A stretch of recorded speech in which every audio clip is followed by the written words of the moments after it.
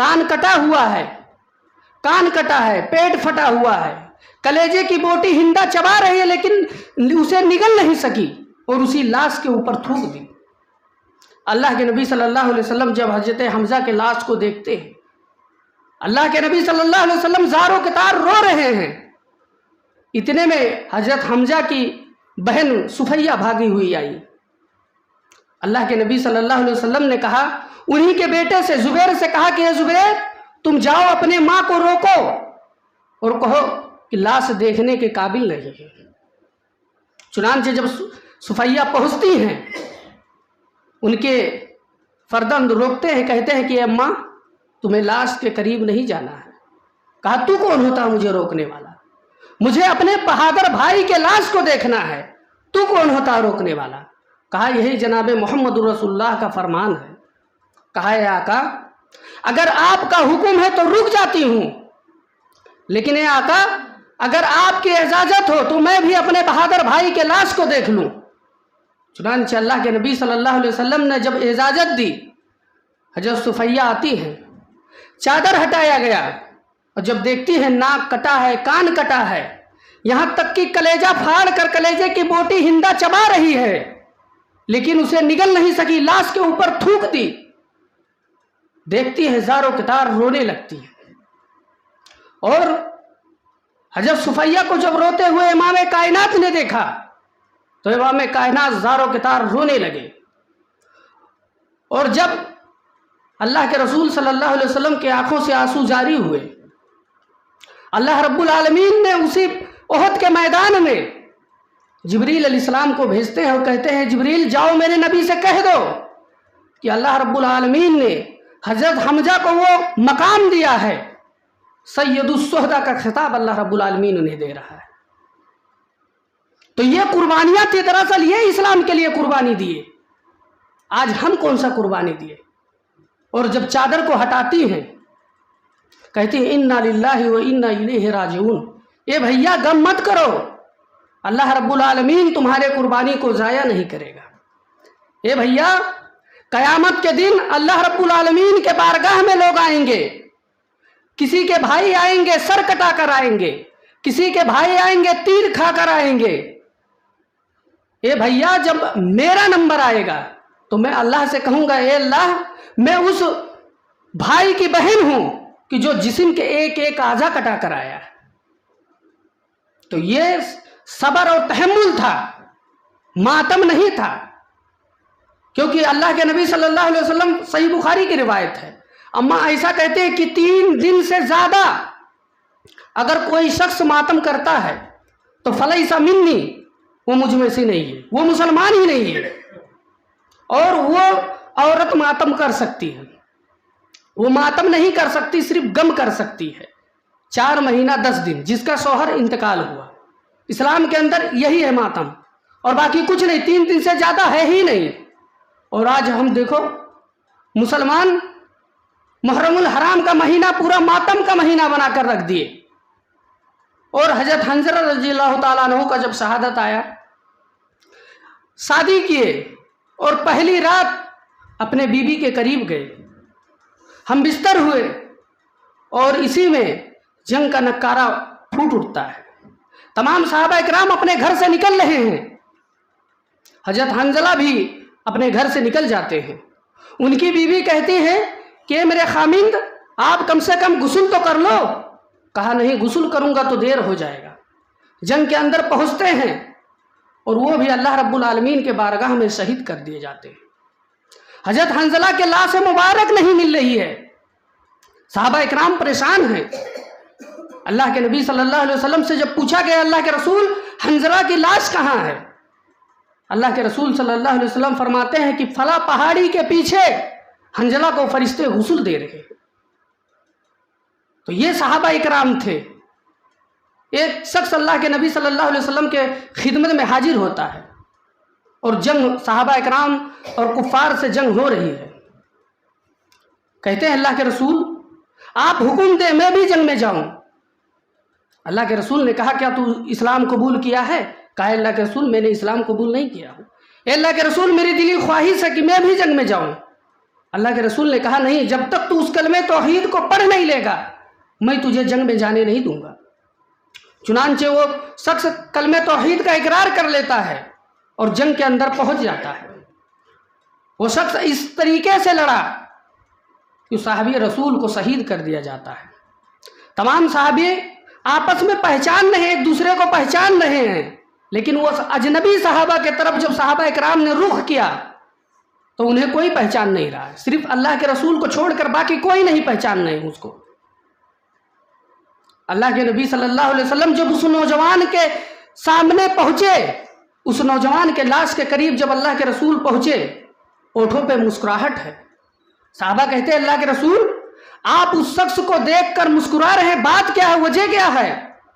اللہ کے رسول صلی اللہ علیہ وسلم فرماتے ہیں میرے صحابہ، نہ اس نے کوئی نماز پڑھا، نہ اس نے کوئی روزہ رکھا، نہ اس نے کوئی حج کیا، نہ اس نے کوئی زکوٰۃ دی، یہ میرے صحابہ صرف میرے اوپر کلمہ توحید کا اقرار کر کر جنگ میں داخل ہو گیا، اللہ رب العالمین اسے جنت الفردوس میں جگہ عطا فرمایا ہے۔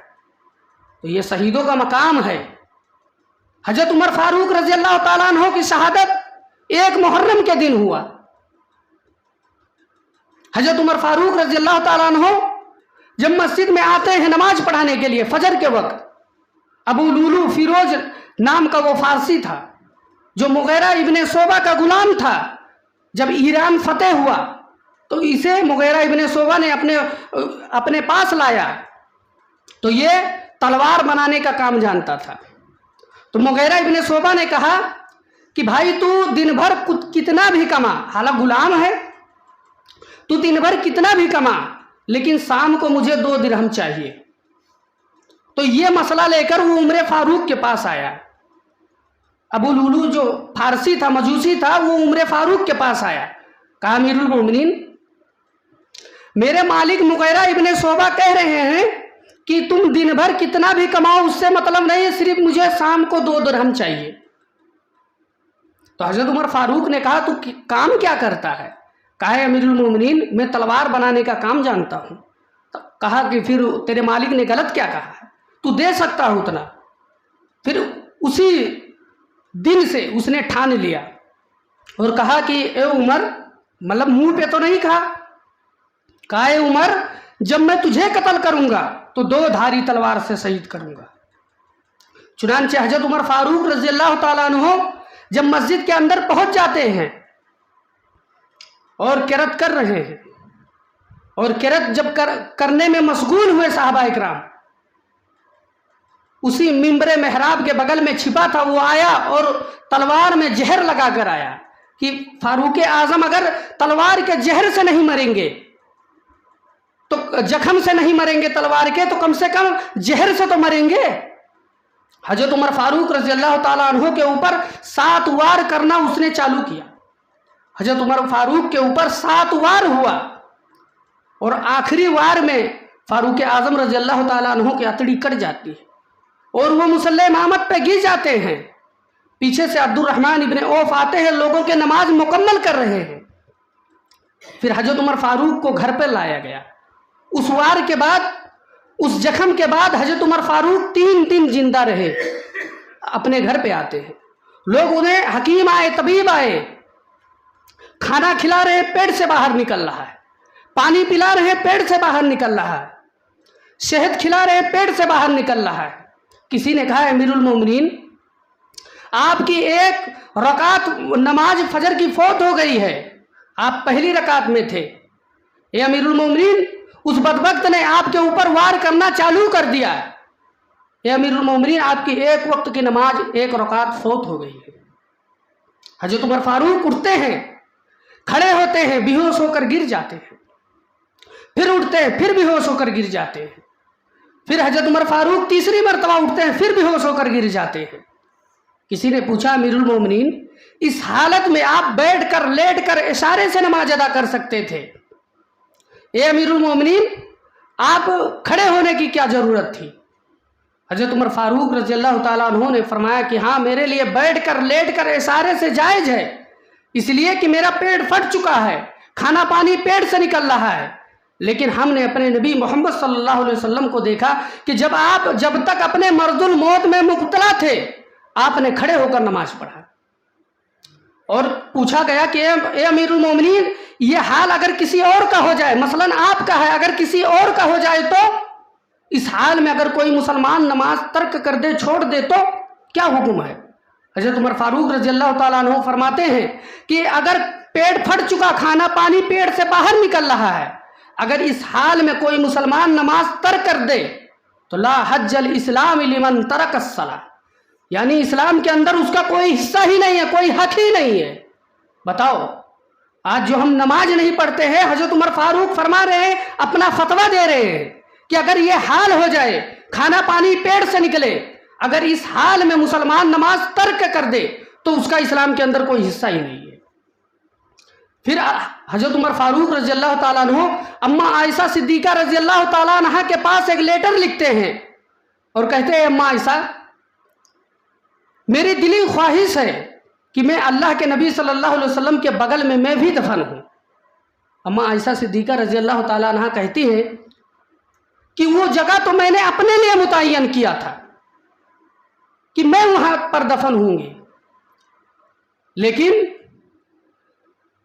اے عبداللہ ابن عمر فاروق سے کہہ دو کہ تم نے اس دروازے پہ بھیجا ہے جہاں تک آج تک کوئی انسان خالی ہاتھ نہیں گیا ہے، جاؤ وہ جگہ میں نے عمر فاروق کو وقف کر دیا، عمر فاروق کو دے دیا۔ چنانچہ جب عبداللہ ابن عمر آتے ہیں، اپنے بیٹے سے پوچھتے ہیں، بیٹے اماں عائشہ نے کیا کہا؟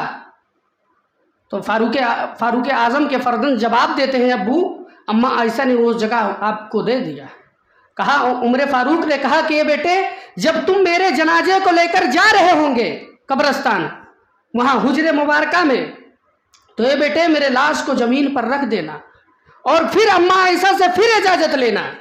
اگر اماں عائشہ اجازت دیں گی تو مجھے دفن کرنا، نہیں تو آپ مسلمانوں کے ساتھ مجھے بھی دفن کر دینا۔ پھر حضرت عمر فاروق رضی اللہ تعالیٰ عنہ، آخری وقت ہے، عبداللہ ابن عمر انہیں اپنے ران پر ان کے سر مبارک کو رکھ دیے اور حضرت عمر فاروق کہتے ہیں، بیٹے تم مجھے زمین پر لٹا دو۔ حضرت عمر فاروق رضی اللہ تعالیٰ عنہ کو جب زمین پر لٹا دیا گیا، حضرت عمر فاروق رضی اللہ تعالیٰ عنہ اپنے ناک کو زمین پر رگڑ رہے ہیں اور کہتے ہیں، اے اللہ عمر تیرا مجرم ہے، اے اللہ عمر نے بہت حکومتیں کی ہے، اے اللہ عمر نے بہت سلطنتیں کی ہے، اے اللہ تو عمر فاروق کو معاف کر دے، اے اللہ اگر تو عمر کو اپنے رحم و کرم سے بخش دیا تو بخش دیا، اے اللہ اگر کہیں حساب کتاب لینے پہ عمر پہ آ جائے گا تو اے اللہ فاروق اعظم بھی اللہ کے جنت سے محروم ہو جائے گا۔ بتاؤ، یہ عمر فاروق رضی اللہ تعالیٰ عنہ اپنے آخری وقت میں کہہ رہے ہیں کہ جن کی نیکیاں تو اتنی ہے، امام کائنات نے فرمایا کہ 7 آسمان کے ستارے گن سکتے ہو، لیکن فاروق اعظم کی نیکیاں نہیں گنی جا سکتی ہے۔ وہ فاروق اعظم اپنے آخری وقت میں کس قدر لوگوں کے سامنے پیش کیے۔ یہ حضرت عمر فاروق رضی اللہ تعالیٰ عنہ کا عدل انصاف تھا کہ ایک مرتبہ حضرت عمر فاروق رضی اللہ تعالیٰ عنہ، ایک واقعہ بتا کر بات ختم کرتا ہوں۔ حضرت عمر فاروق رضی اللہ تعالیٰ عنہ جب جاتے ہیں مصر کے اندر جب پہنچتے ہیں تو وہاں کے رعایا سے پوچھتے ہیں کہ یہ لوگوں، ہم نے جو تمہیں امیر المومنین دیا ہے کیسا پایا ہے؟ تمام لوگوں نے کہا کہ یہ امیر المومنین اچھا ہے۔ چنانچہ ایک یہودی بچہ بھی آیا ہوا تھا، جب اس نے سنا کہ فاروق اعظم آ رہے ہیں تو ایک وہ یہودی بچہ بھی آیا۔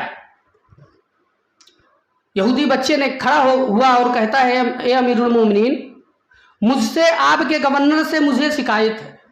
حضرت عمر فاروق نے کہا، اے بیٹا تجھے کیا شکایت ہے؟ تو وہ آیا، یہودی بچے کو فاروق اعظم اپنے گود میں لے لیے اور کہتے ہیں، بیٹے تجھے کیا شکایت ہے؟ کہا کہ یہاں کا جو گورنر ہے عمر ابن عاص جو ہے، اور اس کا لڑکا عمر ابن عاص کا لڑکا اور میں دونوں گھوڑا دوڑا رہے تھے، اور اے امیر المومنین جب میں اس سے آگے نکل چکا، اس سے آگے بڑھ گیا گھوڑا لے کر، تو عمر ابن عاص کا لڑکا مجھے تھپڑ مارا۔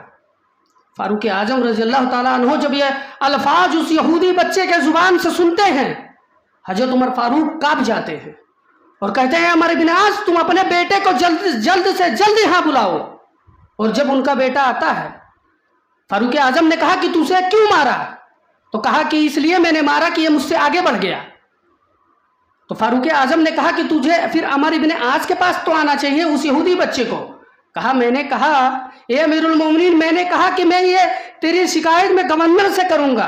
तो उसने कहा अरे जा जा, मेरा बाप खुद गवर्नर है, मैं अमर इब्न आस का लड़का हूं, जा तुझे जिससे कहना होगा कह देना। हजरत उमर फारूक रजी अल्लाह ताला अन्हु जब यह अंदाज सुनते हैं, ये अल्फाज सुने, अपने जल्लाद से कहा उठ, ए जल्लाद तू उठ जा। जल्लाद उठा और कहा कि उतनी तेज से थप्पड़ अमर इब्न आस के बेटे को मार।